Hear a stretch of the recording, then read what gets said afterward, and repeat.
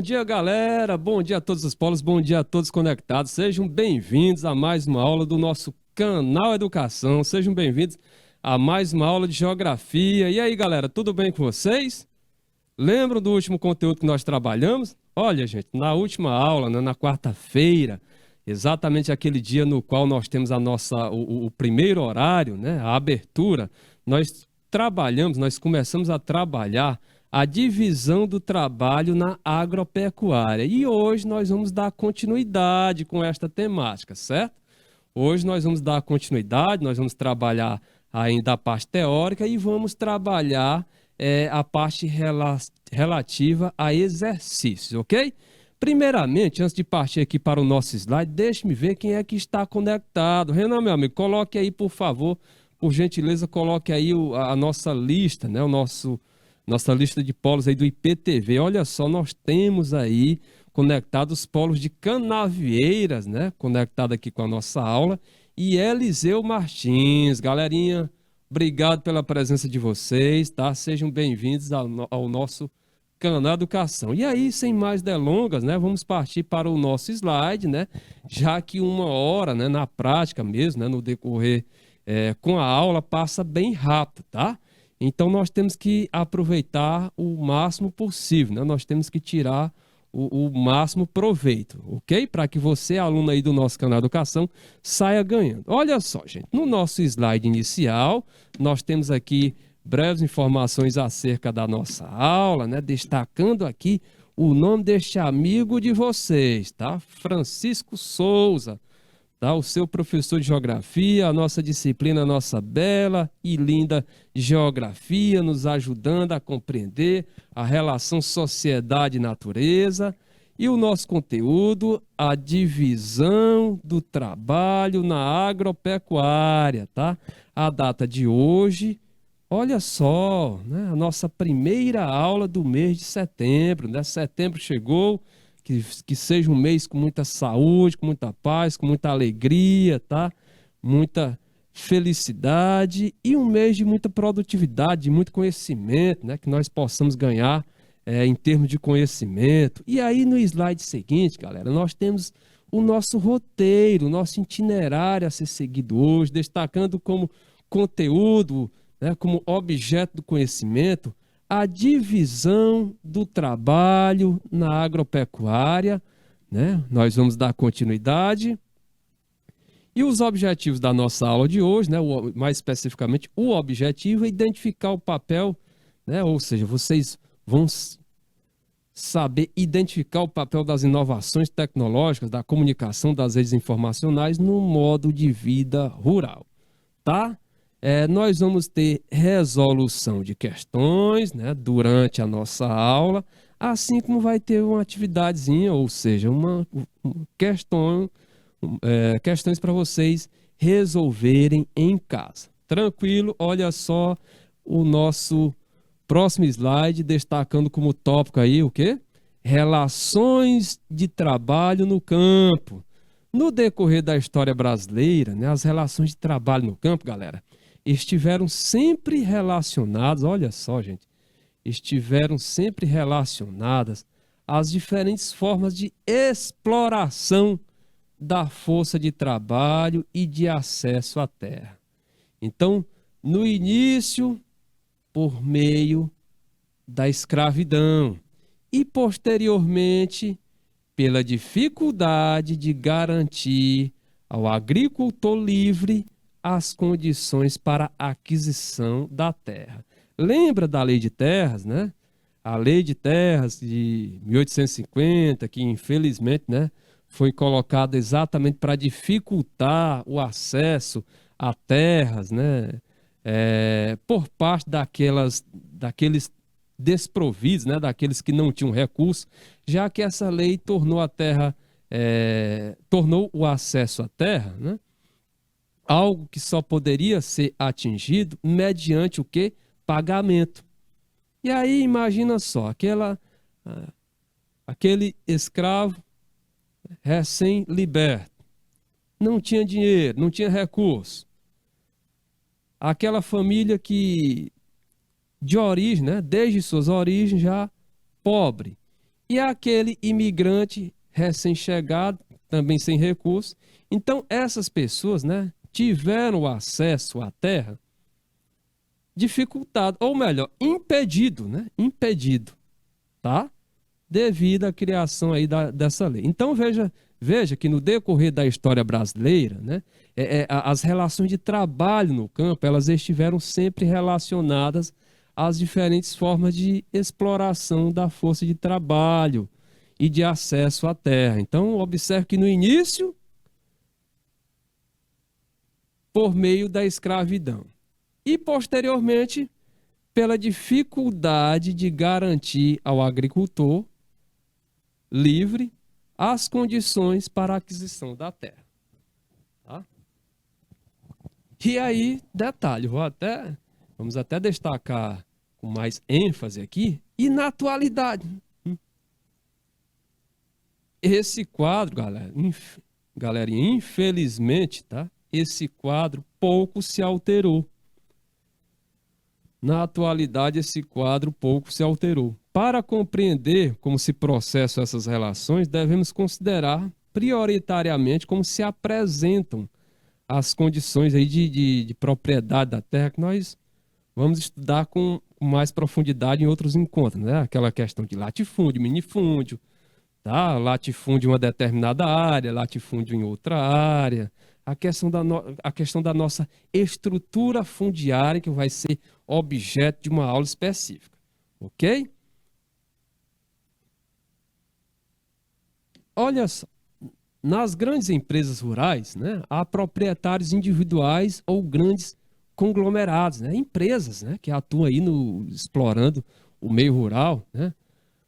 Então, nas grandes... Opa! Vamos alterar aqui a nossa... Pronto, vamos colocar aqui uma canetinha. Então, nas grandes empresas rurais, há proprietários individuais, né, ou grandes conglomerados de produção agrícola, né, que não trabalham diretamente na terra, né, pois têm como funções administrar e gerenciar o agronegócio, ok? Em outras propriedades, existem aqueles que desenvolvem, né, o papel de gerenciamento da produção e também trabalham, né, na terra com seus familiares, né, não recebendo remuneração direta, certo? Então, olha só, como você vê aqui essa questão do trabalhar na terra, tá? Então, em outras propriedades, existem aqueles que desenvolvem o papel de gerenciamento da produção e também, além de gerenciar, ele também trabalha na terra com seus familiares, né? Não recebendo remuneração, tá? Para o IBGE, estes são considerados membros não remunerados da família. Então, veja aí como se dá esse uso da nossa terra, né?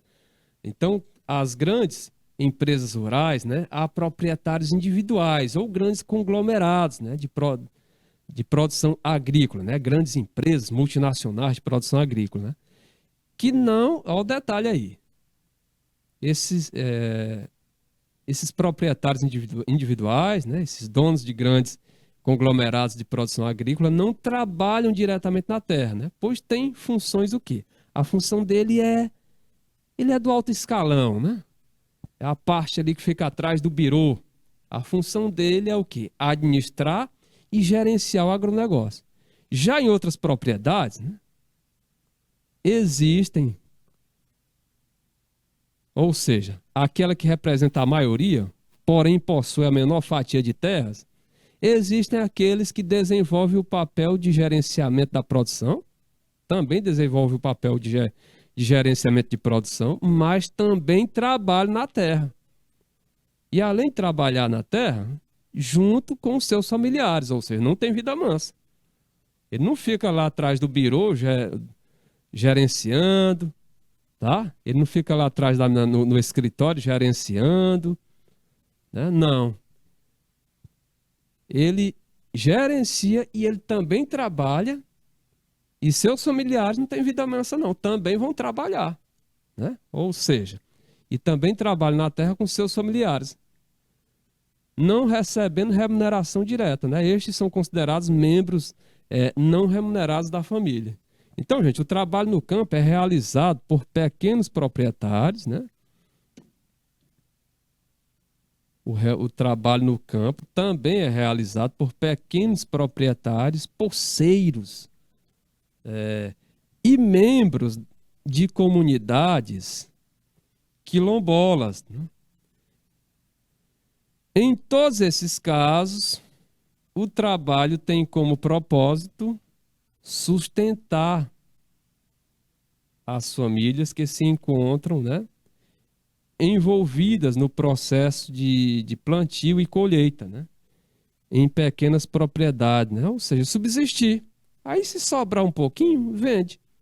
Tá? Então, o trabalho no campo também é realizado por pequenos proprietários, poceiros e membros de comunidades quilombolas. Em todos esses casos, o trabalho tem como propósito sustentar as famílias, subsistir, subsistência, que se encontram envolvidos no processo de plantio e colheita em pequenas propriedades. E caso haja um excedente, né, comercializar, né, para comprar outros produtos nos quais, produtos dos quais não são produzidos ali. Tranquilo? Alguma dúvida? Alguma pergunta com relação à nossa aula? Então, gente, olha só. No Brasil, aproximadamente 17,8 milhões de pessoas estão envolvidas no trabalho rural. Número que corresponde a 21,1% da população economicamente ativa, tá?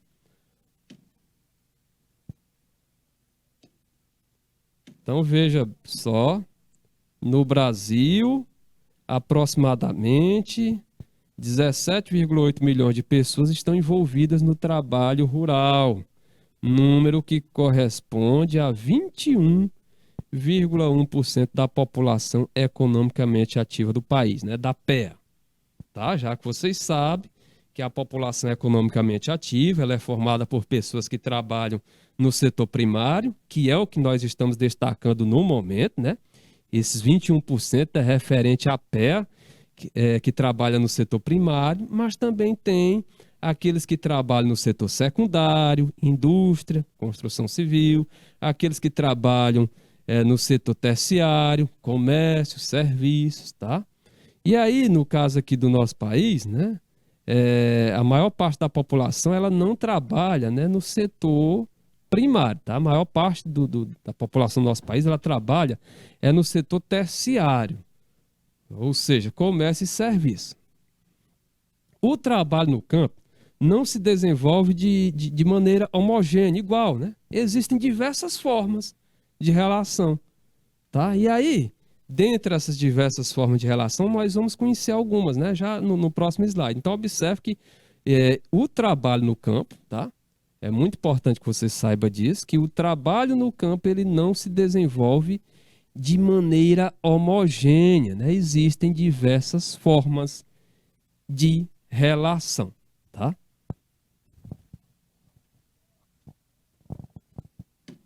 Olha só, vamos voltar lá. Desse modo, são classificadas, né? São classificadas em poceiros. Gente, quem são os poceiros? Quem são os poceiros? Os poceiros, né, são trabalhadores rurais, tá? Que ocupam terras do governo com a finalidade de desenvolver a agropecuária, né? Chegou ali na terra, tomou posse, foi ficando, tá? Então, esse poceiro, ele representa os trabalhadores, são representados, né, por trabalhadores, né, rurais que ocupam terras do governo com a finalidade de desenvolver a agropecuária, né? Plantar, criar animais, ok? E os parceiros? Os parceiros, né, são parcerias fixadas entre o dono de terras e um trabalhador rural. Então, dessa forma, um disponibiliza o espaço agrário e o outro a força de trabalho. Por isso o nome é parceiro, parceria. Então você vê que um disponibiliza o espaço agrário e o outro a força de trabalho. Tá? Ao fim do processo, toda a produção é dividida conforme pré-estabelecido, conforme combinado. Tá? Ao fim do processo,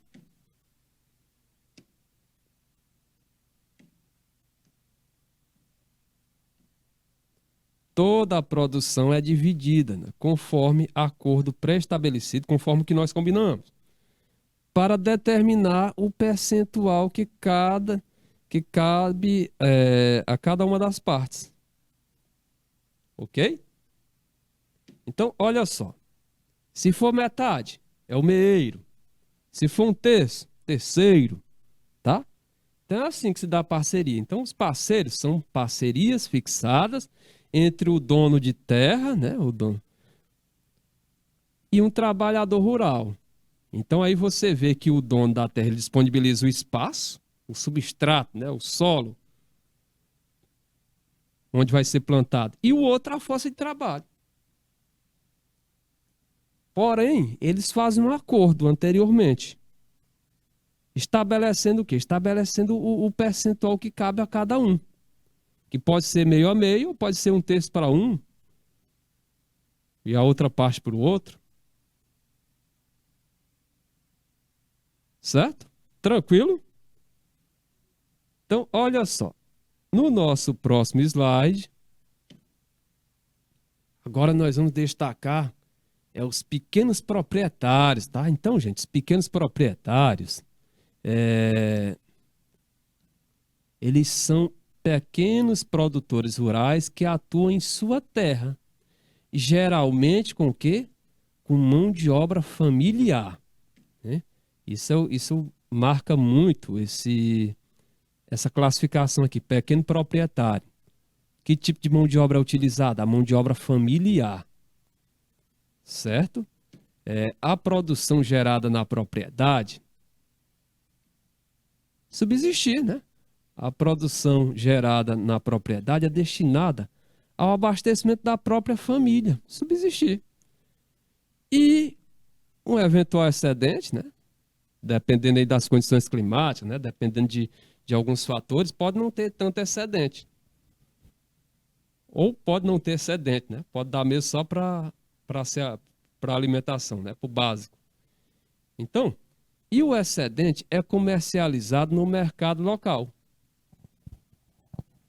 É dessa forma que o pequeno proprietário é caracterizado, né? Ele é caracterizado por ser um pequeno produtor rural que atua em sua terra e aí utiliza como mão de obra, é uma mão de obra familiar, mesmo que utilize mão de obra de terceiro, mas é num número muito pequeno e durante um período muito curto, né? Já que ele não tem mesmo ele não tem mesmo recurso para isso, tá? Então, a produção que é gerada nesse tipo de propriedade, nas pequenas propriedades, é destinada ao abastecimento da própria família. Aí, quando há excedente, é comercializado no mercado local. Arrendatários, né? Os arrendatários. Então, olha só o que vem a ser, como o arrendatário pode ser caracterizado. Então, representa agricultores que não possuem terras, mas que dispõem de equipamentos agrícolas. Então, observe, opa, ele não possui a terra, mas tem o capital. Agricultores que não possuem terras, mas que dispõem de equipamentos agrícolas. Desse modo, para produzir, alugam ou arrendam a terra de terceiros. Então, observe, ó, desse modo, para produzir, olha o que caracteriza bem o arrendatário. é aquele que para produzir ele aluga ou arrenda terra de terceiro, né? Ele vai pagar um aluguel, um valor por aquilo ali. E aí o pagamento do aluguel é realizado em moeda ou com parte da produção, tá? O pagamento, no caso dessa classificação e como arrendatário, esse pagamento do aluguel é realizado em moeda, né? Din-din, money, ou com parte da produção. Aí, é claro que antes de iniciar, né, já se estabelece o quanto da produção, né? Já combina ou coloca no contrato o quanto da produção vai ser destinada para um e para outro, né? Isso se não for feito o pagamento em dinheiro. Então é dessa forma que se caracteriza, né, essa classificação aí como arrendatário. Tranquilo? Alguma dúvida? Coloque os nossos polos novamente, Renan, para nós observarmos aí os nossos polos que estão conectados aqui com o nosso canal Educação. Coloca aí a nossa lista do IPTV. Enquanto nosso amigo vai já colocar.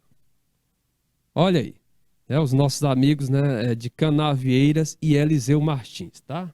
Eliseu Martins é um pedacinho até bom, daqui de Teresina para lá, é uma distância considerável. Então, olha só, meus queridos alunos aí, meus esforçados alunos, né? Canavieiras, Eliseu Martins e a nossa galerinha que está nos assistindo via YouTube, né? Nós temos aqui um número de alunos, né, assistindo pelo YouTube. Qualquer dúvida, coloque aí no chat, né? Não conclua a nossa aula ficando com dúvida, né? E não julguem sua pergunta como boba, tá?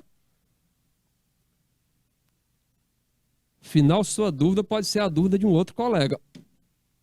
No nosso slide seguinte, aí nós vamos destacar a classificação dos assalariados permanentes. Assalariados permanentes. Aí já o próprio nome, ele já nos dá, né, uma ideia boa, né, do que vem a ser esse tipo, né, de classificação. Então, nesse caso aí, caracteriza-se por ser um trabalho com certa estabilidade, assalariado permanente. Então, já lembra, né, algo com carteira assinada. Já lembra algo amparado aí pela CLT. Então, isso quer dizer que o serviço não tem um prazo determinado. Não tem um prazo determinado para terminar. Ou seja, é fixo. Então, nesse caso aí do assalariado permanente, né? Ele está numa situação formal, né? Carteira assinada. Então, ele tem alguns direitos, né? Ele já está melhor amparado. No caso aí do assalariado temporário, é o que você vê logo abaixo, assalariados temporários, né? São trabalhadores rurais que desempenham atividades por determinado período. Talvez aí na região vocês devam até conhecer, né? Pessoas que já se deslocaram rumo a outras partes aqui do nosso Brasil, do nosso país, para trabalhar na safra de algum produto, né? E aí, logo que passa aquele período, questão de 90 ou 120 dias, né? 4 meses, retornam para casa. Ou seja, ali é o temporário, ele vai, ganha o salário dele, mas sabendo que é algo que é temporário, né? Tem um prazo estipulado. Então, trabalhadores rurais que desempenham atividades por um período determinado. Essa relação de trabalho pode acontecer por dia, empreitadas ou período de colheita. E aí, gente, olha só. Isso é comum, né? No corte de cana, Aí os boias-frias, né, trabalham por alguns meses do ano, período ali da safra, e aí logo que finda, né, seguem para as suas regiões, para os seus estados. Tá? Tem um outro também que acredito que vocês devem conhecer também, é um que chama de pendão, né, que é uma atividade que é feita lá no Sudeste, no qual as pessoas vão para... É relativo a milho, né? No qual as pessoas vão para lá, né? E aí é por um tempo estipulado, né? Passou ali aquele período, retorna lá para o seu estado, para a sua região.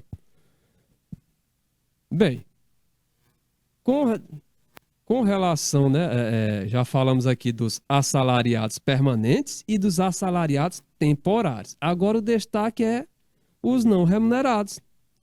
Então, gente, olha, os não remunerados, tá?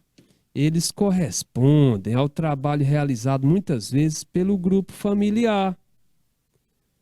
Filhos, esposas, né? Sem que haja o pagamento de salários, né? E aí, infelizmente, existe outra forma de trabalho não remunerado, tá? Existe outra forma de trabalho não remunerado, porém é uma forma ilegal e desumana, né? Que é exatamente, né, o trabalho ilegal, desumana, imoral, tá? Que é exatamente o trabalho escravo, que ainda tem sido praticado em algumas fazendas do Brasil e que, diga-se de passagem, hora vez outra a gente ouve aí nos meios de comunicação operações policiais, operação de fiscalização em conjunto com a polícia, tá? Que terminam, né? Chegando até esses locais, né? E graças a Deus libertando, né, essas pessoas, tá? Já que a condição de escravo, né? Ela se dá exatamente por endividamento, né? A pessoa, ela é iludida, né? O trabalhador é iludido por uma determinada figura, né? Figura muitas vezes chamada de gato. Então, ele é iludido, muitas vantagens, e aí ele está numa situação carente, né? Numa situação de poucos recursos, e aí, diante de tantas promessas, né? Diante dessa ilusão, ele termina indo. Só que quando ele chega lá, o que que acontece? Quando ele chega lá, ele já está endividado até a croa da cabeça, né? O transporte, né? O deslocamento que ele pegou da sua cidade até esse local. Aí, junto a isso, soma a alimentação, a estadia, tá? E o que ele ganha é um valor baixo, que não dá para cobrir essas despesas. Moral da história: ele nunca vai conseguir pagar, né? Então ele fica sendo escravo, né? Um tipo de escravidão por endividamento.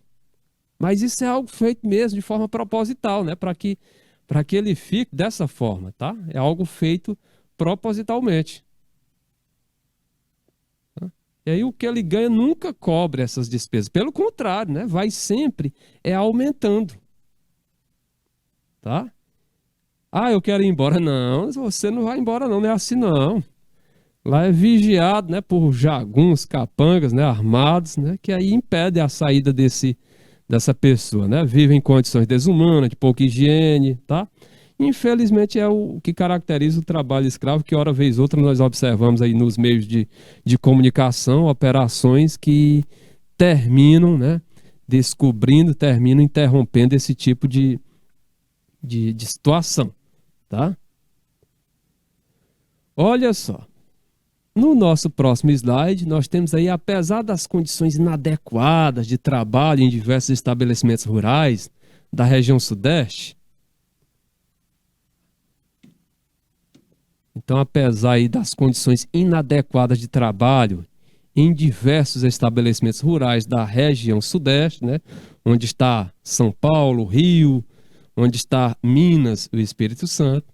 Só que lá tem um detalhe, as organizações sindicais que atuam por lá, que atuam naquela região, são atuantes, né, são fortes.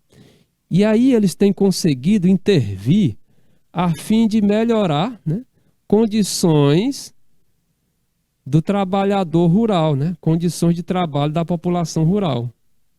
Que você vê abaixo a colheita do café, né, também é algo que é temporário, né?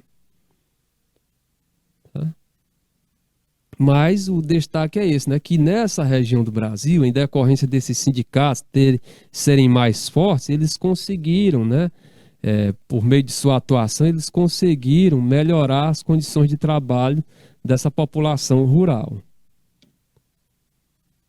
Mesmo com o considerável aumento da colheita mecanizada, né?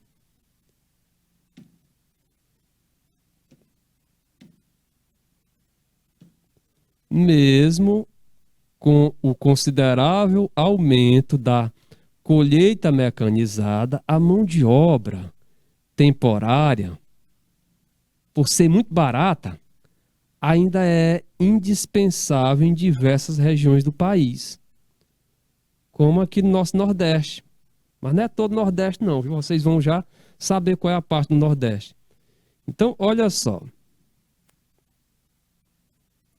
A situação dos trabalhadores dessa região, né? Principalmente, né, os que se deslocam do agreste nordestino, né, para a colheita da cana-de-açúcar na zona da mata, porque o Nordeste ele apresenta sub-regiões.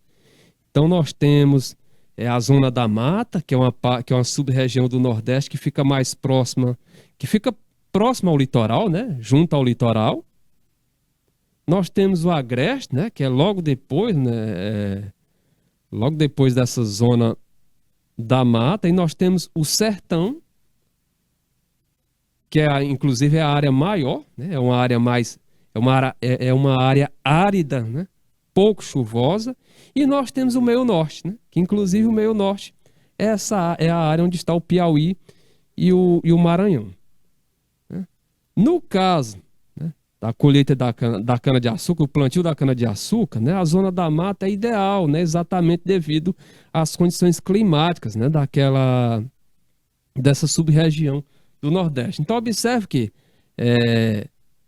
mesmo com o considerável aumento da colheita mecanizada, né, mesmo com o uso de maquinário, com a modernização da agricultura, a mão de obra temporária, em decorrência dela ser muito barata, ela é ainda indispensável em determinadas regiões do Brasil, como é o caso da região Nordeste. Então, a situação dos trabalhadores dessa região, principalmente os que se deslocam do agreste nordestino para a colheita da cana-de-açúcar na zona da mata, é bem mais degradante, né? Bem mais degradante que a dos boias frias no estado de São Paulo.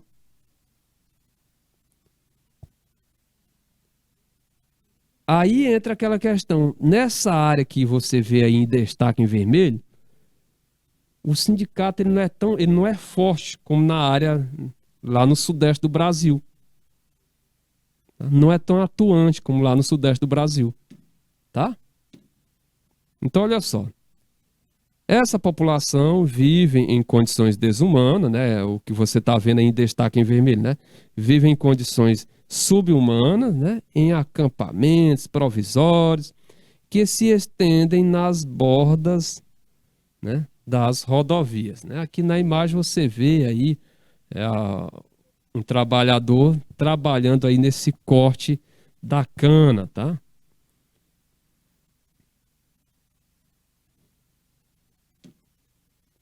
E agora nós vamos para uma sessão de exercício, né? Vamos praticar? Vamos praticar. Vamos exercitar, né? E aí eu conto com a participação de vocês.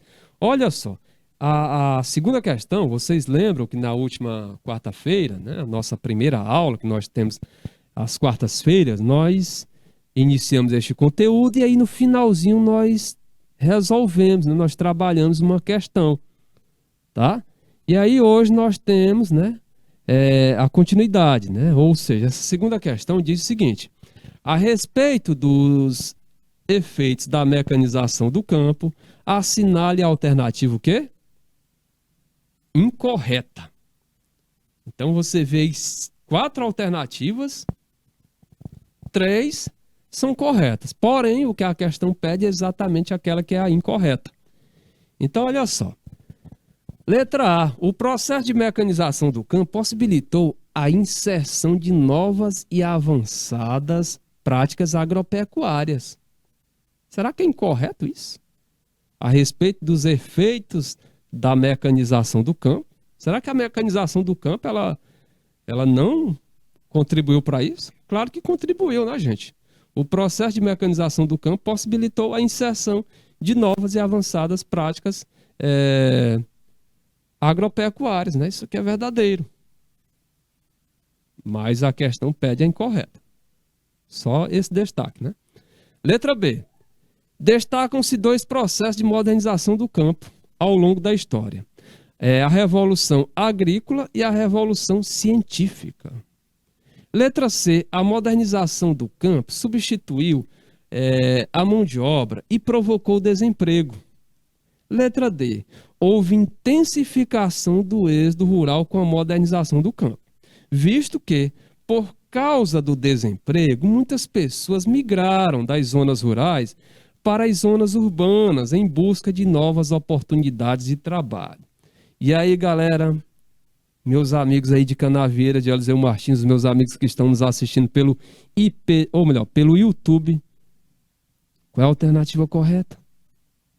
É só uma letrinha que você vai colocar aí no nosso chat.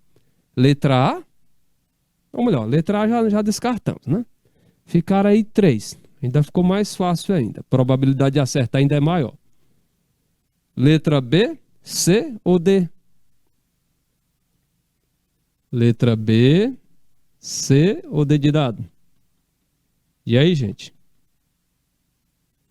Gente, olha. Letra D. Houve intensificação do êxodo rural com a modernização do campo. Houve. Visto que, por causa do desemprego, muitas pessoas migraram das zonas rurais para as zonas urbanas. Sim, em busca de novas oportunidades de trabalho. Perfeito. Então, é verdadeiro, né? A nossa letra D. Mas a questão pede a incorreta. Então, olha só. Letra C. A modernização do campo substituiu a mão de obra e provocou desemprego? Sim, gente, realmente a modernização do campo substituiu a mão de obra e provocou desemprego. Então, olha, a alternativa correta, quer dizer, de acordo com a questão aqui, né? De acordo com o que se pede, né? Não que seja correto, né? Mas como a questão pede a que está errada, é a letra B. Destacam-se 2 processos de modernização do campo ao longo da história. A Revolução Agrícola, tudo bem, a Revolução Agrícola, lá fruto da Revolução Industrial. E a Revolução Científica? Não, Revolução Científica não, Revolução Verde.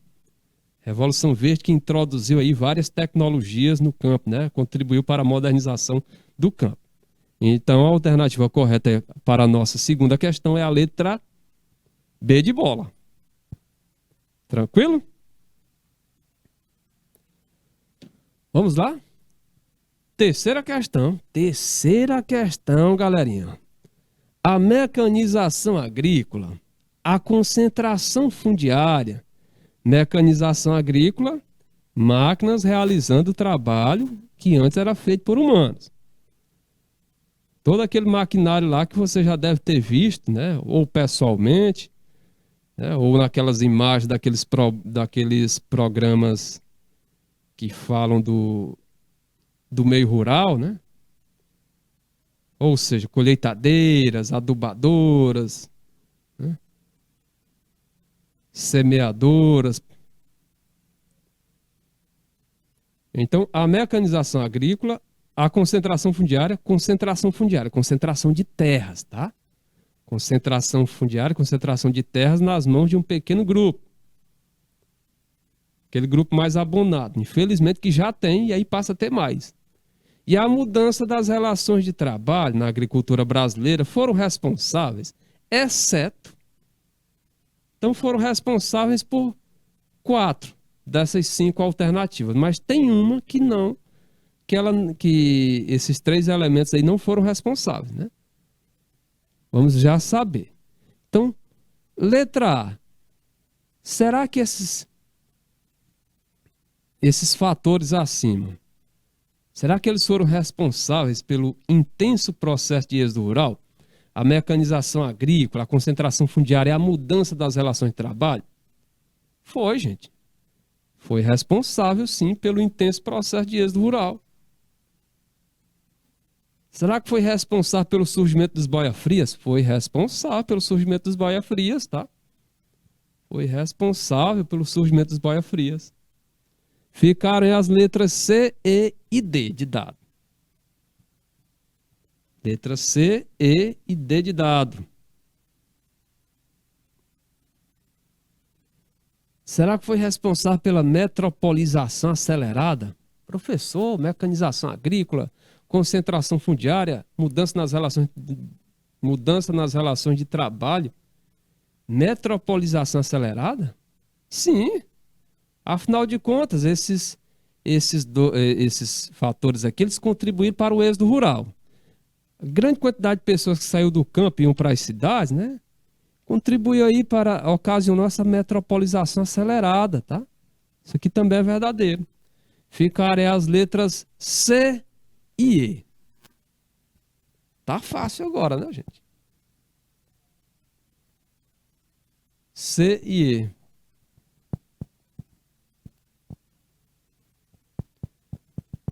E aí, gente? Olha, se você acha que a letra C, até mesmo analisando a introdução e olhando aqui as alternativas, você vê que a letra C, ela tá assim. É claro que esses fatores aqui, eles não provocaram, eles não resultaram no fim dos conflitos fundiários, né? Os conflitos fundiários continuaram existindo, tá?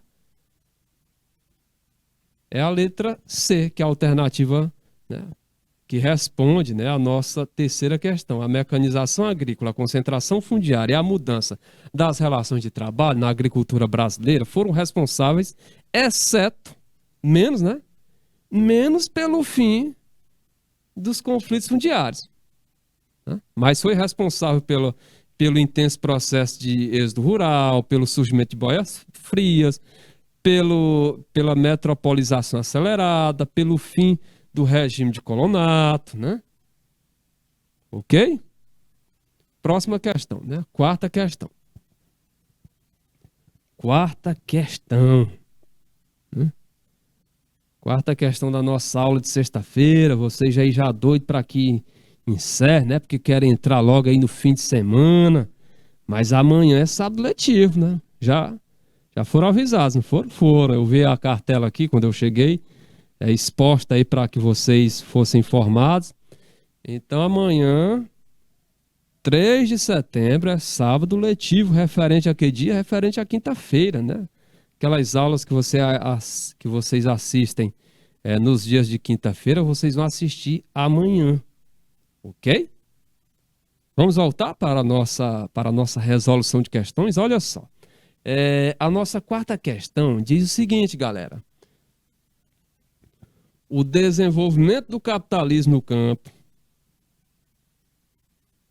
e a modernização da agropecuária provocaram mudanças radicais na organização da produção agrária e nas relações de trabalho no campo brasileiro. O desenvolvimento do capitalismo no campo e a modernização agropecuária provocaram mudanças radicais na organização da produção agrária e nas relações de trabalho no campo brasileiro. Assinale a opção que corresponde a um exemplo de modificação da organização da produção e das relações de trabalho, respectivamente, em ordem. Então, assinale a opção que corresponde a um exemplo de modificação da organização da produção e das relações de trabalho. Será que é a letra A? Substituição do trabalho permanente. Substituição do trabalho permanente pelo temporário e mecanização.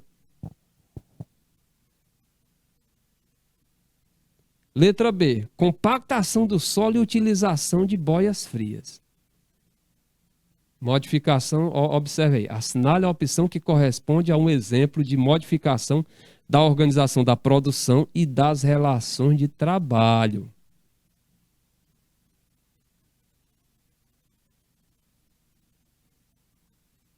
Compactação do solo e utilização de boias frias, né?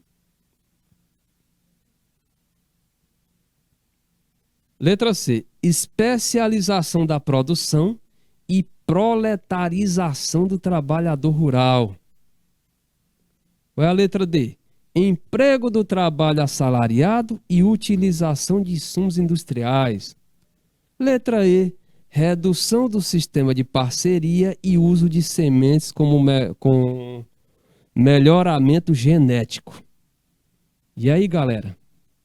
Letra A, B, C, D ou E? Nosso amigo aí o nosso amigo aqui de Canavieira, né, destacou que a letra A é. E aí, Eliseu Martins, concordam com os nossos amigos de Canavieiras? Concordam? Galerinha do YouTube, concorda aí com os nossos amigos de Canavieiras?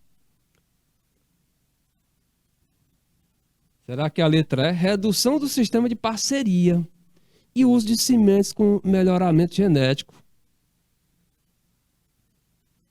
Gente, olha, a opção que corresponde a um exemplo de modificação da organização da produção e das relações de trabalho, respectivamente, olha só. Modificação da organização da produção. Passou a ocorrer uma especialização maior da produção. E o outro? Ou seja, a modificação na relação de trabalho. Proletarização do trabalhador rural, né? Proletário, trabalhador, né? Aquela divisão capitalismo, aquela divisão social no capitalismo, o burguês, o rico, e o proletário, o trabalhador, aquele que só tem a força de trabalho para vender. Então, a alternativa correta para a nossa quarta questão é a letra C de casa. Especialização da produção e proletarização do trabalhador rural. Próxima questão, galera. Questão de número 5. Questão de número 5 diz o seguinte. Questão de número 5. Identifique a opção em que a situação do boia fria está mais bem caracterizada. Identifique a opção em que a situação do boia fria está mais bem caracterizada. Letra A. Parceiro temporário e com participação indireta nos rendimentos da produção. Ainda é parceiro temporário e com participação indireta nos rendimentos, né? Olha só, nos rendimentos, né, da produção. Então já podemos descartar a letra A. E a letra B? Assalariado permanente e residente fora do local de trabalho. Será que o boia fria ele está nessa categoria de assalariado permanente? Olha aí, o nosso amigo Canaveiras destacou agora que é a letra C, né? Para a nossa quinta questão. Olha aí. Será que é a letra C mesmo?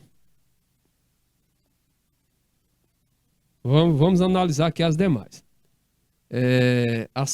Assalariado permanente, né, e residente fora do local de trabalho, não é assalariado permanente, né?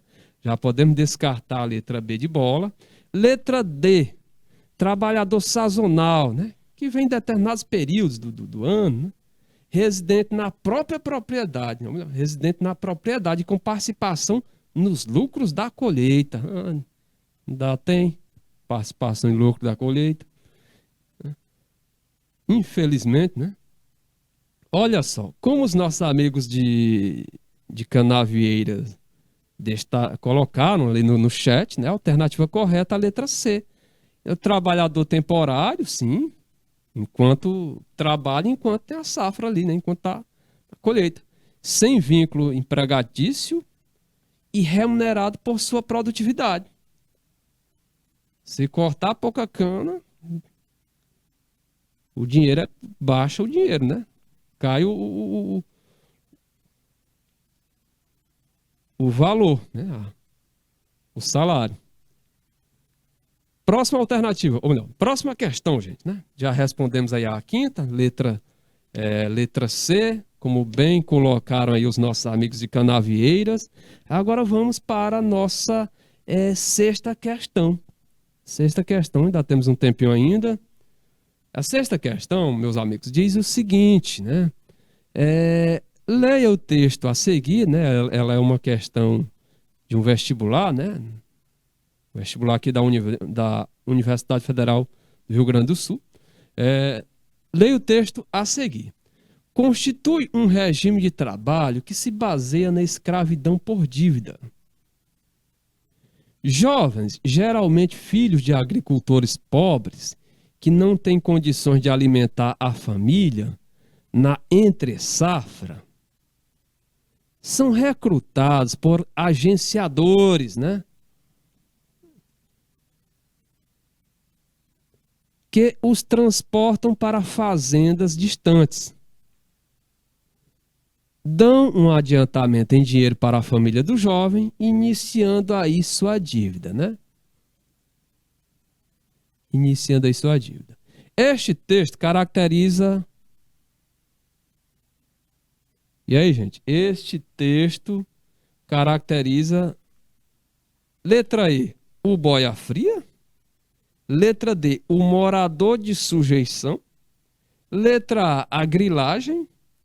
Letra C, a parceria. Ou letra A, a peonagem. A peonagem. E aí, gente? Sexta questão, qual a alternativa correta? Letra A, B, C, D ou E. Gente, olha. O boia fria nós já destacamos aqui. Inclusive já fizemos até questão envolvendo esta figura, né? Não é o boia fria. Morador. Observe que no caso aí, né? A pessoa está saindo de um lugar para outro, né? Não tem... Isso não é essa questão de morador de sujeição, né? Ele está se deslocando de um local para outro, né? Quando ele chegar lá no outro local é que vai acontecer, né? Todo esse problema, né? Destacado aí na questão. A grilagem, galera, é exatamente, né? Se apossar de terras quando ouviram falar em grilagem, a grilagem ela se refere a se apropriar de terras com escrituras falsas, documento falso. Era uma prática que se fazia muito. Por que grilagem? Porque se elaborava aquele documento, só que aquele documento estava numa folha novinha, né? Para deixar aquele papel com aspecto mais envelhecido, o que se fazia? Colocava-se numa gaveta onde tinha grilos e aí deixava-se passar um certo tempo. Com um certo tempo, o que acontecia? Aqueles grilos que estavam ali, eles iriam lançavam dejetos, né? Naquele papel, deixando com aspecto amarelado, deixando com aspecto envelhecido. Então, por isso o termo grilagem, tá? Mas lembre-se que a grilagem, ela se refere, quando ouvirem falar em escrituras falsas, né? Esse processo de grilagem é exatamente para se fazer uso dessas desse documento falso, né? Ele caracteriza exatamente esse processo de elaboração de documentos falsos, ok? Para assim se obter a posse da terra, de forma ilegal. Vamos voltar aqui para o nosso slide. Olha só, gente, como vocês podem observar, já descartamos aqui a letra C, a letra B já falamos, né? E aí o que nós falamos não tem nada a ver com o que consta no enunciado, ficou a letra A. Ou seja, sexta questão, alternativa correta, a letra A. E aí, gente, aqui eu vou deixar uma atividade, né? Para casa, né? Ou seja, uma atividade para que vocês resolvam em casa, né? Estudem aqui a nossa disciplina, né? Um pouco mais aí na sua residência, tá? Ou seja, a sétima questão você vai resolver aí num outro momento, né? Na sua casa. Então, gente, olha, por hoje é só, né? Por hoje o nosso tempo expirou. Deixo para vocês aí um bom fim de semana, tá? E até a nossa próxima aula. Até quarta-feira, galerinha. Fique com Deus. Tchau, tchau.